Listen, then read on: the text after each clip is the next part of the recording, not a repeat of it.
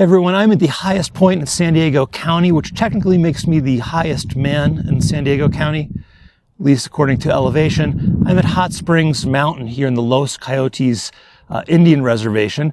Now, this is a really fun hike. It's an out and back, about 9.5, 10 miles or so, depending on how much farting around you want to do. And it's not really a hard hike to navigate, but in this video, I'll show you the turn-by-turn directions just to give you an idea of what to expect and some of the attractions here and some of the beauty so that you can get a taste for it before you leave. Now, when you get up to the summit, it's pretty neat because there's an old fire tower over there. It's actually the oldest standing fire tower in Cleveland National Forest, built in 1942, falling apart today, but it is still there. And then to get to the actual summit area, you have to climb up a ladder and some ropes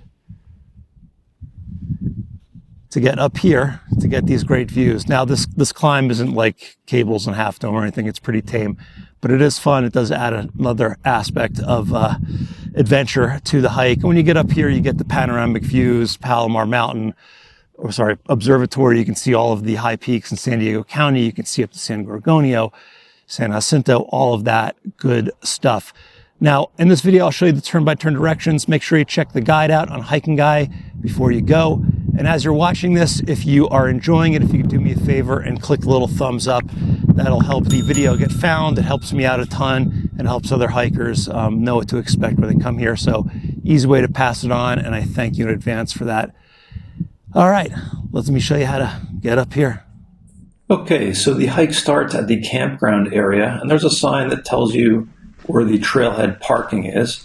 And you're just going to head up that little road where the trailhead parking, and there's a nice sign there that says trail entrance. And we're just going to go around here and start on the basically fire road that takes you up to the summit area.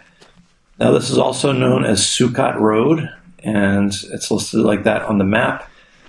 In the beginning, it's uphill, but it's pretty mellow. There's a bunch of these old oaks and trees down here, and we're going to keep on going. But once we clear the trees, it starts to get real steep. And in the first, I'd say 2 miles or so, you're going to climb about 1,300 feet. And it's steep and it's straight up. There's no switchbacks.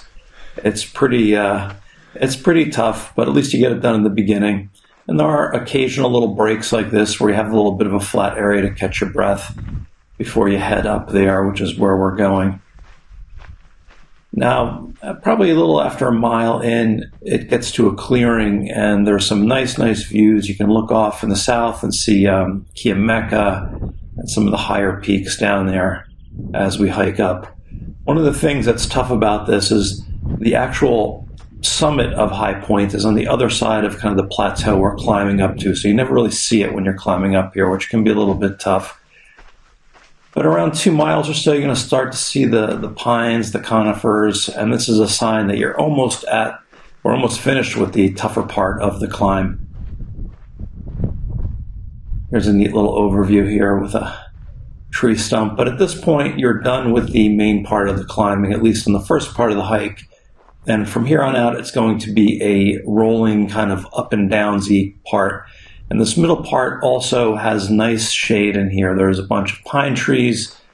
It's really peaceful. It's really quiet. There's a ton of wildlife.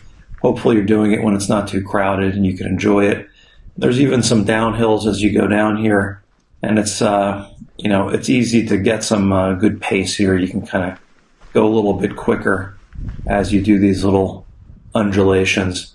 Here you can see there's some snow. I did this almost towards the end of March, beginning of April. You can see there's still snow around here. You are pretty high up, and there is snow occasionally, so make sure you check the weather before you go.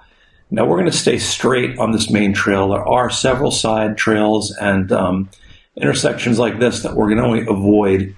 They're on the map, and there used to be other, approaches to the summit.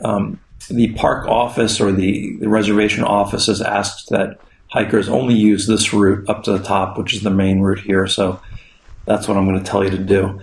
Now, eventually you're going to get to this intersection here, and we're going to go right to the fire lookout and continue on this road. Now, again, you can see it's pretty flat here. It's really nice and peaceful. It's sort of like a nice walk in the woods at this point. And you do have some downhills, which is nice when you're on the way to the summit, but just remember you're going to need a little energy in the tank to go back up these on the way back, but they're not anything huge as we go.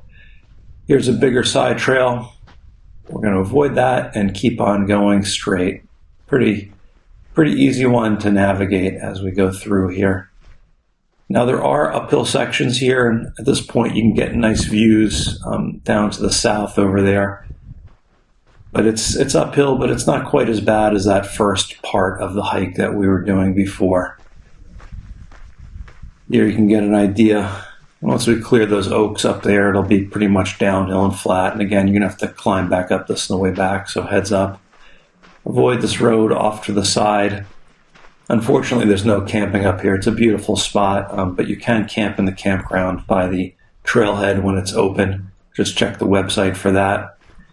We have one last downhill before kind of the final push up to the summit. And you'll see the summit through the trees over there as you hike. That's the end of the hike. You're going to be around 4 miles at this point-ish. And if you start going up, you can see the fire tower through there as we go. There's a couple of wider switchbacks as we do this last part of the climb here. And again, it's not too tough, but if you were just going downhill, it can be a little bit tough to get in the groove of going back uphill again. And then we get up to the fire tower and summit area. Now there's a little clearing off to the left where there's like an old structure where you can, there's some little tree stumps where you can sit down and eat lunch, take a break. We're going to go up to the right to the sign. Now to the summit, it's across this big clearing, but we're going to go up and check out the fire tower first, which is up here. We're just going to go up this little hill, and eventually we're going to get to the fire tower, which probably has the best views down into the valley there. Climb up. The fire tower is crumbling. I mentioned it's from 1942, but the views from here are beautiful. You can see Palomar Observatory in the distance back there, and then you can see off to the, I guess the south, and southeast, Kiameka down there. But really, really sweet spot. But let's head over to the summit. So let's go back down to that clearing that we just came up. Let's go ahead and cross over the clearing to the other side. Now this is actually not going to be a fire road. It's going to be a really small trail that we go through. And once we cross over, you're going to see the little trail here. And it's kind of hard to follow. It's small, but it's definitely there. You're going to have to go around some boulders and kind of wind around a little bit. It can get confusing. I do have the route in the GPX file, so if you have a GPS, you can look at that. Here you can see it gets a little bit smaller. There are little yellow flags sometimes, yellow or orange flags that are put in the ground to help you get through there, especially when there's snow. So keep an eye out for those as you go up. And eventually we're going to come around to the actual summit area. Now when you come around to this part, we're going to make the hard left here. You'll see the boulder in front of you. I'm going to kind of go under this little, or this big boulder until we come up to the ladder. Now the final part of this is I guess you'd call it a scramble, maybe a class 3 scramble. You're going to climb the ladder and then go up those ropes to the actual summit. And here's a view from the top once you get up there. And then once you're up here, there's a concrete platform. There's some summit markers. And there's views on this day. You can see up to San Gorgonio, San Jacinto, over to Palomar, and all the peaks, the high peaks in San Diego County, and then around on the other side, Anza Borrego. So really, really beautiful. And then once you're done here, you just head back down the way you came. So that's it. Really cool hike. Definitely worth putting on your list if you have not done it already. And don't forget to do your homework. Check the website before you go to make sure it is open. Now, after this, I'm going to show you what the hike looks like on a map. But otherwise, I will see you guys out on the trails. Bye. All right, so from the trailhead right here, you can see we're steep right from the gun as we do this. You can see kind of how steep it is there. But we're going to do our climb. Here's the section where you get the views out to the south. And we're going to climb for about 2 miles up this part until we reach the plateau up here. And then from the plateau, the climb kind of winds around a bit. You can see here. It's sort of flat, a little bit ups and downs as we go. And when we get to the final area right here, we have these final switchbacks bringing us up to the fire tower, which is right here. And then here's the other part on the summit.